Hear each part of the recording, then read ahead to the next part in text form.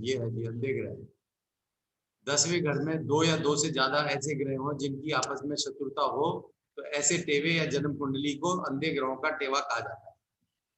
हाँ, मैं इसको एक्सप्लेन करता हूँ। हाँ जी। अब 10वें घर में 2 ग्रह ऐसे जो आपस में दुश्मन हो, उनके साथ जितने मर्जी ग्रह बैठे हों, 2 ग्रह आपस में शत्रु होने जरूरी है। हाँ। तो शनिचर अपनी नजर देनी बंद कर देता है, सभी ग्रह अंधे हो जाते हैं, अंधे ग्रहों का टेवा कहते हैं।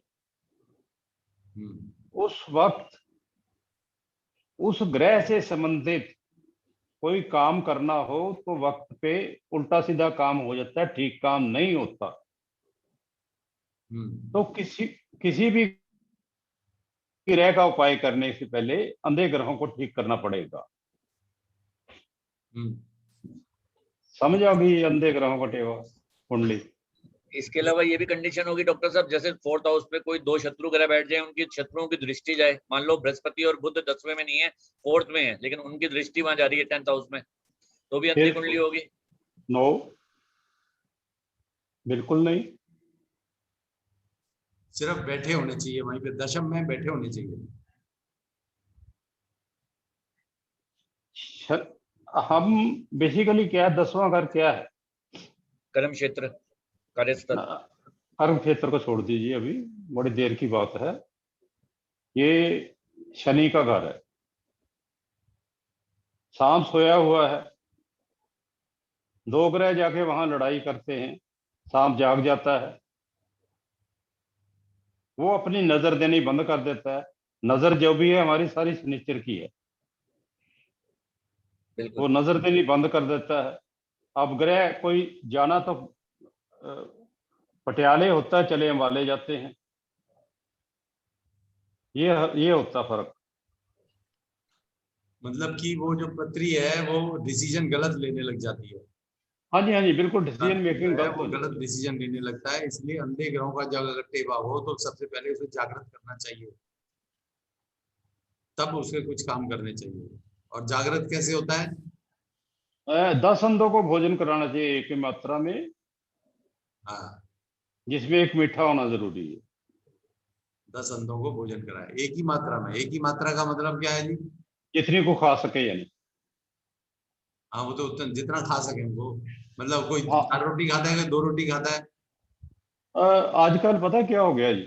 हाँ, आजकल वो कहते जी पैक्ड फूड दे दो, पैक्ड फूड दे दो। अच्छा, हाँ, बराबर। उसमें सब एक ही मात्रा में सब चीजें डाली। ठीक ठीक। हाँ जी। तो 10 अंधों को पैक्ड फूड खिला दो तो ये आपका जागृत हो जाएगा। हाँ, बिल्कुल ठीक हो जाता है। ये जागृत क्या एक ही बार करना पड़ेगा या कि हर बार? एक बार लाइफ में, एक बार ज्यादा लाइफ में एक बार करना पड़ेगा।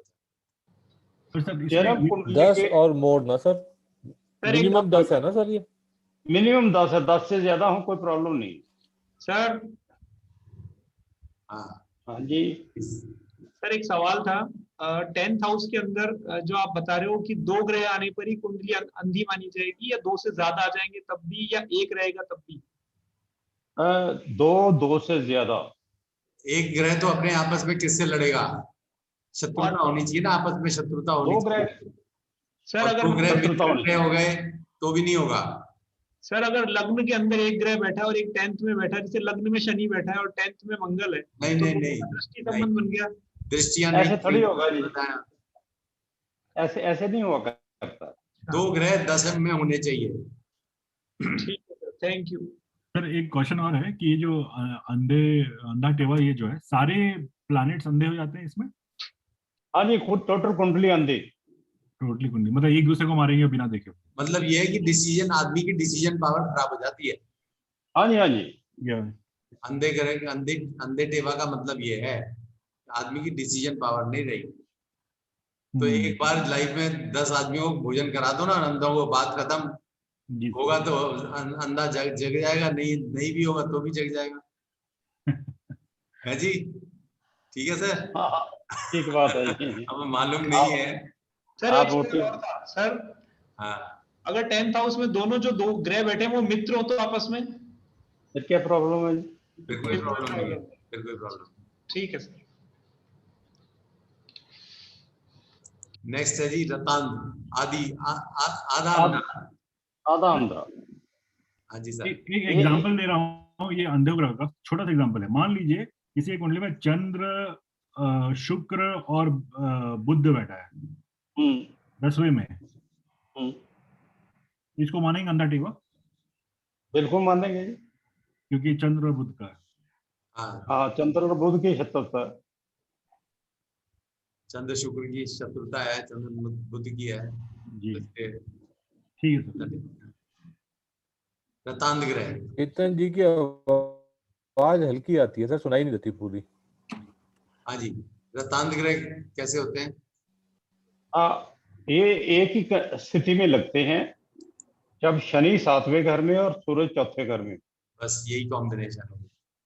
ये सूरज- काम कॉम्बिनेशन। सूरज सूरज ग्रह हो और सूरज शनि के साथ ग्रह हो तो बेशक हो जी, रतायन तो बनेगी बनेगी। अच्छा, मतलब सूर्य चौथे में, शनि 7वें में, चाहे और कोई ग्रह हो उनके साथ या ना हो, हाँ, हो चाहे ना हो। तो वो अंधा टेवा, ये रतांध टेवा कहलाएगा। हाँ, आधा अंधा। आधा अंधा। इससे क्या फर्क हाँ, पड़ता है जी? इसके सूरज जो है वो वीक हो जाता है, बहुत ज्यादा वीक हो जाता है। अच्छा, तो इससे तो क्या फर्क उसकी पड़ता है? उसकी दृष्टि 10वें घर पे जा रही है, हाँ, तो उसको खराब करता है। अच्छा, अब इसका उपाय भी बता देता हूं मैं। हाँ, अगर पहला घर खाली हो हम्म, तो मंगल का उपाय किया जाता है। हाँ, किसी मिट्टी के बर्तन में शहद भरकर वीरान जगह में दबानी चाहिए। कहाँ दबानी चाहिए? हाँ जी। मिट्टी के वीरान बर्तन जगह में शहद हाँ, शहद भरकर वीरान जगह, हाँ जी, दबानी चाहिए।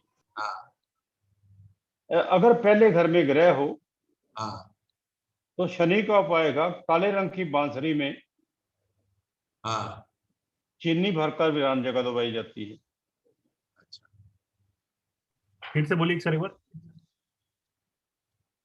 अगर पहले घर में कोई ग्रह नहीं है तो मंगल का उपाय करेंगे, शहद भरकर हाँ बर्तन जी, हाँ में, जी। मिट्टी के बर्तन में और वीरान जगह में दबाएं। और अगर पहले घर में जगह वो ग्रह है तो शनि ग्रह का हो उपाय शनि, करेंगे। शनि के उपाय में बंसुरी के अंदर, काली बंसुरी के अंदर चीनी भरकर वीरान जगह में दबाएं। ठीक है डॉक्टर सर? साहब इसमें देसी खांड दबानी होती है या शक्कर लेनी होती है? चीनी जी, चीनी मंगल की होती है, शक्कर बृहस्पति की होती है।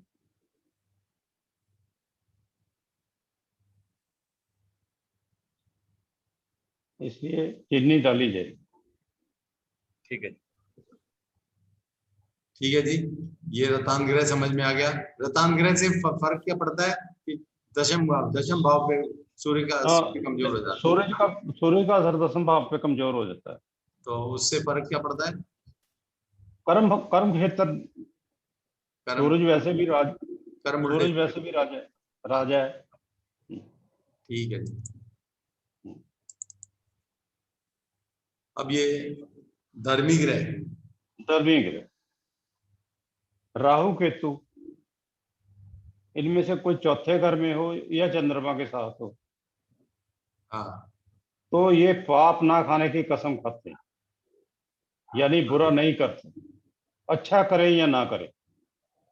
हाँ, इसी तरह शनि जब 10वें घर में होता है तो वो बृहस्पति के दरबार में चंद्रमा की कसम खाता है कि मैं बुरा नहीं करूंगा, तो वो भी धर्मी हो जाता है। हाँ, छोटी सी परिभाषा है, और आगे चलिए। मतलब इससे क्या है, धर्मी ग्रह से फायदा क्या हुआ कि वो ये बुरा नहीं ठीक है, करते, बस मंदा फल नहीं देंगे। जो नेगेटिव मंदा फल नहीं देते। वो सब पॉजिटिव हो गए, परमानेंटली पॉजिटिव हो गए। नहीं, पॉजिटिव का मतलब है अच्छा फल देंगे, ऐसी कोई बात नहीं। हाँ, नेक फल दे, अच्छा फल दे ना दे, और हाँ, बुरा फल नहीं देंगे। बुरा फल नहीं देंगे, मतलब हाँ। शांत हो सर जाएंगे। शनि का क्या कॉम्बिनेशन बताया किसी? यानी शनि का क्या कॉम्बिनेशन बताया था सर इसमें धर्मी ग्रह 11वें में? खाने में शनि। 11वें में शनि की बात कर रहे हैं ना आप? हाँ जी। 11वें में शनि, 11वां पक्का घर बृहस्पति का है, यहाँ बृहस्पति जज होता है। तो शनि कहता है कि मैं कसम खाए कहता हूं कि मैं बिल्कुल धर्म ईमान से फैसला करूंगा जो भी करूंगा। अच्छा। एग्जीक्यूटर, एग्जीक्यूटर सैटर्न है। अच्छा। अच्छा डॉक्टर साहब, आपने ये धर्मी ग्रह लिखा है यहाँ पे, राहु केतु चंद्र के साथ कहीं पे भी हो या 4th हाउस में, और शनि बृहस्पति के साथ कहीं पे भी हो, उसको धर्मी कुंडली लिखा है स्लाइड में। तो धर्मी ग्रह और धर्मी कुंडली में क्या अंतर है? और धर्मी कुंडली पे भी आ जाता है शनि, वो मैं बाद में आता हूँ। देखते हैं अभी 1 मिनट ठहरो, पहले धर्मी ग्रह पे देख लो कि हाँ। ये ग्रह जो है धर्मी की जगह धर्मी ग्रह कहा जाएगा, उन्हें पापी ग्रहों की जगह धर्मी ग्रह हो जाएंगे ये। राहु हाँ और जी, केतु या शनि जो है ये पापी ग्रह है ना वैसे तो लेकिन जब ये ऐसे आ जाएंगे तो वो अपने वो धर्मी ग्रह हो जाएंगे। सर बंसल सर से एक क्वेश्चन है कि केतु अगर पूछिए, चौथे घर में हो तो उसका थोड़ा उसको वो चौथे घर में मतलब कहीं पे भी बुरा प्रभाव देता है, तो कैसे देखें इसको? वही है, अगर राहु या केतु चौथे घर में होता है, ये मेरा प्रैक्टिकल एक्सपीरियंस भी है जी सर। इसमें। राहु या केतु जो चौथे में होता है ना, वैसे तो अपना वैदिक कुंडली में भी ये कहते हैं ना कि राहु केतु बहुत खराब होते हैं, लेकिन जी। चौथे घर में राहु केतु आ जाए तो राजा बना देते हैं। तो राहु केतु चौथे घर में कभी भी खराब नहीं होते, और ये मेरे ख्याल से लाल किताब का ही प्रभाव है ये। जी। नहीं, लेकिन चौथे घर में राहु केतु बैंड भी बजा देते हैं, डॉक्टर साहब बताएंगे। अगर आपने अपने बाथरूम को छेड़ दिया या घर की छत से रिलेटेड कोई भी आपने नहीं, रिपेयरिंग करवा दी, ऐसे आप गलत बात कर रहे हैं। वो तो किसी भी घर में ग्रह है, आपने छेड़ दिया तो खराब करेगा। लेकिन वो नॉर्मली तो सर बंसल सर, मेरा क्वेश्चन ये नहीं था, मेरा क्वेश्चन था जब राहु अगर चौथे में हुआ तो केतु हो गया 10वें में, तो केतु हाँ जी, वाला 10वें का प्रभाव देगा वहां पे, राइट?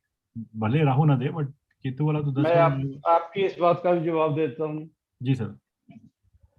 10वें का केतु कभी बुरा फल नहीं देता, क्योंकि केतु की नब्ज ही 10वें घर में है। उसका फैसला शनि करेगा, केतु के हाथ में कुछ नहीं है।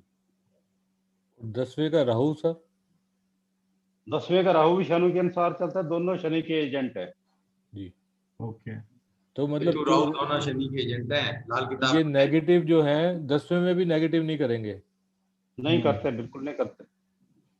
वो अगर शनि शनि खराब हो गया तो खराब हो जाएंगे। ठीक है। तो इस धर्मी ग्रह में जब राहु केतु यहाँ 4th और 10 एक्सिस में है और शनि मान लीजिए छठे में बैठ गया तो काम नहीं करेगा ये, राइट? आपको एक प्रैक्टिकल एग्जांपल दूं। मान लीजिए केतु 10वें में है, राहु चौथे में है और शनि बैठ गया छठे में। राहु केतु तो धर्मी हो गए ना, हाँ, शनि छठे में है तो उससे क्या लेना देना। शनि छठे में हुआ तो अंधा ग्रह हो गया फिर। छठे वो होता रहा, शनि शनि अंधा हो गया, राहु केतु तो धर्मी हो गए। बट वो सर ने बोला ना कि नहीं, राहु के शनि जो अंधा है वो दूसरे घर के लिए है, अच्छा अच्छा। 10वें घर के लिए नहीं है। बट आपने बोला ना केतु डिसाइड, शनि डिसाइड करेगा केतु के बारे में। हाँ, तो बिल्कुल ठीक बात है। शनि दूसरे घर को खराब कर रहा है, छठे का तो नहीं खराब कर रहा। अच्छा, 10वें की बुनियाद भी है छठा घर। करेक्ट। 5-9 की दोस्ती भी हो गई। 5-9 नहीं, यहाँ पे बस यही कन्फ्यूजन था कि बस जैसे अंधा सांप बोला ना आपने शनि को, तो शनि वहां पे गड़बड़ हुआ दूसरे के लिए, बट हम तो उसको खराबी मानेंगे। तो यहाँ पे डिपॉजिटेड और केतु इज बैड। नहीं, आप डिपॉजिटर की बात क्यों कर रहे हैं? डिपॉजिटर तो राशि के अनुसार होता है। अच्छा, ठीक है सर, समझ में आ रहा थोड़ा बहुत।